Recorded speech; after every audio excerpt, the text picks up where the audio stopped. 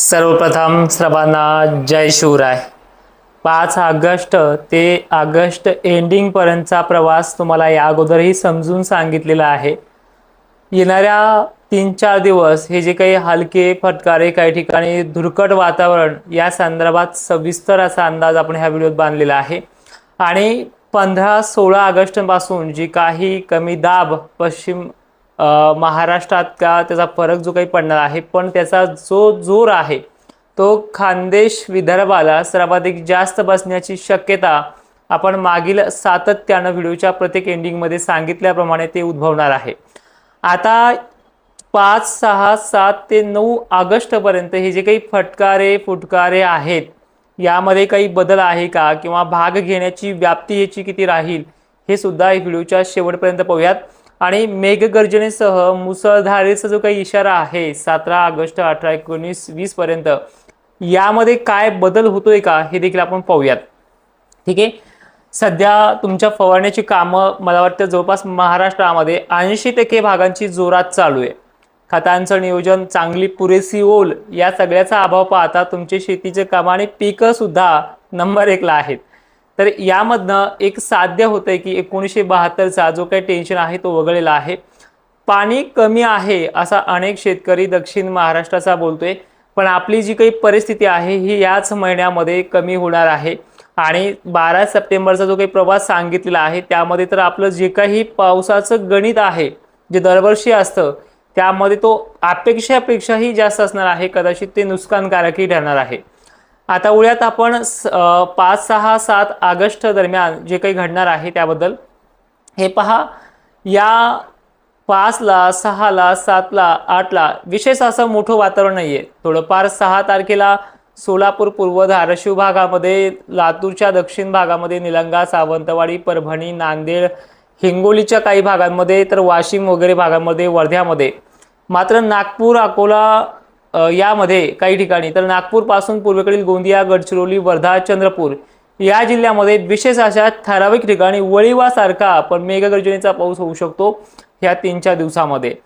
पण या व्यतिरिक्त खानदेश पश्चिम महाराष्ट्राला फक्त आभाळ दिखावा दाखवणार आहे आणि फटकारे फिटकारे इथे चालू राहतील, पण फवारणीला असे मोठे अडथळे नाहीत।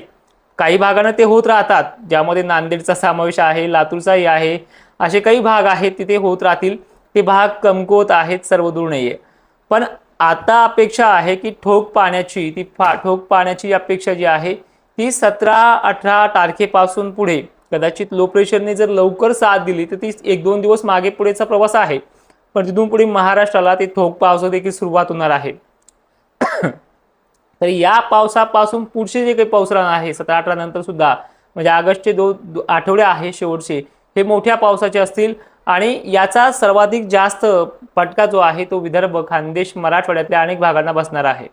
फटका का म्हणतोय, कारण की ज्यांना कमी त्यांना तो चांगलाच आहे, पण ज्यांना खूपच झालाय त्यांना तो पाऊस कसाही असला तरी त्रासदायक ठरतो। कारण की काहीच अपेक्षेपेक्षा जास्त नको, आपल्याला कंटाळणार नाही आम्ही पावसाला असा म्हणलेला शेतकरी सुद्धा कंटाळलेला आहे, बरोबर। अपेक्षेपेक्षा बकाडी जमत नाही आणि पाऊसही जमत नाही, ही आपली स्थिती असते। त्यामुळे हा पाऊस नुकसानकारक ठरू शकतो। तो 17 ऑगस्ट पासून 16 ऑगस्ट पासून स्टार्टअप होतो आणि विदर्भामध्ये त्याचा परिणाम आहे।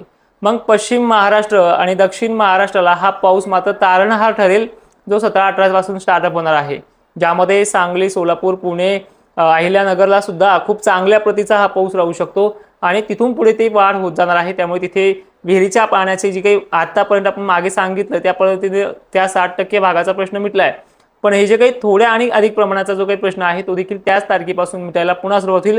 आणि 12-13 सप्टेंबरला जे काही रिटर्न मान्सूनचा प्रवास सुरू होतो त्यामध्ये अनेक जणांचा मिटेल। ठीक आहे, मग हे जे काही काळ आहे हे आठवडाभर 15 ऑगस्ट पर्यंत कसं वातावरण राहील हा तुमचा मेन प्रश्न आहे। तर हे बघा, मराठवाड्यातल्या लातूर, नांदेड प्रमुख, परभणी भाग, हिंगोली आणि पूर्व विदर्भ, पूर्व मराठवाड्यामध्ये भाग बदलत म्हणता येणार नाहीये, पण असं कुठे मोठे हे फटकारे कायम स्वरूपी राहणार आहेत 5-6 दिवस तरी अजून। आणि याच्यामध्ये वातावरण आता धुरकट झालंय, त्यामुळे डेव्हलपमेंट जे आहे पावसाचं हे फक्त आभाळ आल्यासारखं दिसेल, पण कामं करता येईल। कारण की आभाळामध्ये धुरकटपणा, धुईसारखा धुरकटपणा, त्यानंतर आभाळ आलं की विरघळण्याची ताकद आहे ह्या धुरकटपणामध्ये, तर ते तुम्हाला पाहायला मिळेल। आभाळ दिसेल पण त्यामध्ये फारसे काही तुळे पडणार नाही असे आहेत, आणि ह्या असं होणार आहे 60% 70% भागामध्ये, मात्र 20% भागांना आलं म्हणजे पडणार असे भाग सुद्धा ह्याच्यामध्ये काही आहेत. तर हे निव्वळ गावं नाही सांगता येणार, पण ही घडणारी कंडिशन लातूरमध्ये आहे, नांदेडमध्ये आहे, वगैरे भागामध्ये आहे. तर हे लक्षात आलं तुमच्या. आणि ऑगस्ट पण लक्षात आलं असेल, पण तरी 1 मिनिटात सांगतोच की विदर्भ आणि खानदेश, पूर्व मराठवाडा, परत ते पश्चिम महाराष्ट्राचे भाग, पुढचा चांगला टप्पा आहे तो 17-18 पासून स्टार्ट होतोय.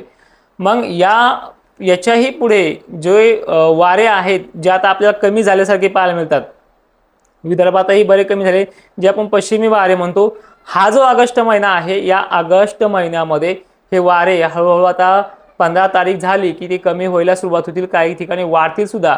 पण ते वाढलेले वारे फक्त अहिल्यानगर, नाशिक क्षेत्र, कोल्हापूर, सांगली, सोलापूर, बीड जिल्ह्यातला पश्चिमी भाग, म्हणजे पश्चिम वारे पश्चिम महाराष्ट्रासाठीच ते वाढतील. बाकी मराठवाड्यासाठी, विदर्भासाठी ते भरभर वाहणारे वारे बरेचसे दिवसापासून कमी झालेले आहेत. आणि यामुळेच बंगालच्या उपसागरात जे जे काही हालचाली होत आहेत, त्या हालचाली या महाराष्ट्राच्या पावसाचं गणित वाढवत आहेत. ठीक आहे. आता तुम्हाला कोणी जरी म्हणलं की पाऊसमान पुढे कमी आहे वगैरे आहे, तर एवढा सुद्धा काळ बेकार नव्हता, हे तुम्हाला मी आधीच सांगितलं होतं आणि ते तुम्हाला पाहायला मिळतंय.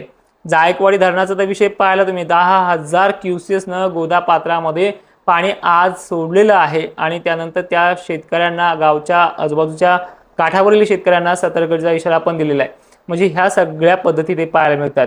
तुमचा पहिला प्रश्न, आमच्या विहिरीला पाणी कधी येईल, तो म्हणजे दक्षिण महाराष्ट्राचा. परतीच्या पावसाच्या आत काही ठिकाणी येईल, काय सर्वदूर सगळं त्यानंतरच भागून जाईल. आणि पावसाळी पॅटर्न असा बदललेला मित्रांनो, हा लक्षात घ्या. पुढच्या वर्षी सुद्धा तुम्हाला हे दुष्काळाचे मेसेज येतच राहणार आहे दरवर्षी, पण बदललेला असा आहे की जून आणि जुलै हे वारे, पश्चिमी वारे, त्यानंतर ह्युमिडिटीची लेवल कमी होणं, हे सगळं घडत जाणार आहे. आता इथून पुढे गरमीची लेवल 12, 1, 2, 3 वाजेपर्यंत वाढत जाईल, जे आज तुम्हाला पाहायला मिळालेले. साप निघणं, गरमीच्या लेवलमुळे सरपटणारे प्राणी निघणं, हे घडत जाणार आहे महाराष्ट्रात इथून पुढे. आणि ह्या गरमाटीमध्येच पुढे जे लो प्रेशर बनणार आहे, त्याच्या पाण्याच्या थेंबाची जाडी सुद्धा मोठी राहणार आहे. हे सगळं चित्र असंच असणार आहे. त्यामुळे परतीचा पाऊसही ठीकठाक आहे. पुढे सुद्धा मी तुम्हाला सांगितलं व्हिडिओमध्ये, ऑक्टोबर नोव्हेंबरपर्यंत WDची देखील साथ मिळणार आहे. आणि यंदा सुद्धा काहींना दिलासा, अधिक चांगला दिलासा, खूप चांगलं साल, जे गेल्या वर्षीपेक्षाही चांगलं साल असंही राहणार आहे. आणि काहींना हे साल पुन्हा नुकसानकारक, गेल्या वर्षी सुद्धा इतकं राहणार आहे. ते देखील आपण पुढच्या व्हिडिओमध्ये पाहूयात. तोपर्यंत हा व्हिडिओ सर्वांनी शेअर करून शेतकऱ्यांपर्यंत पाठवायचा आहे. तुम्हाला माझी माहिती आवडत असेल तरच लाईक करत चला जा. अनेक शेतकरी साथ देतोय आणि अनेक शेतकरी व्हिडिओ पाहतोय, पण आवडला का नाही आवडला हे आपल्याला कमेंटमध्ये किंवा लाईकच्या माध्यमातून कळत राहतं. जय शिवराय, धन्यवाद.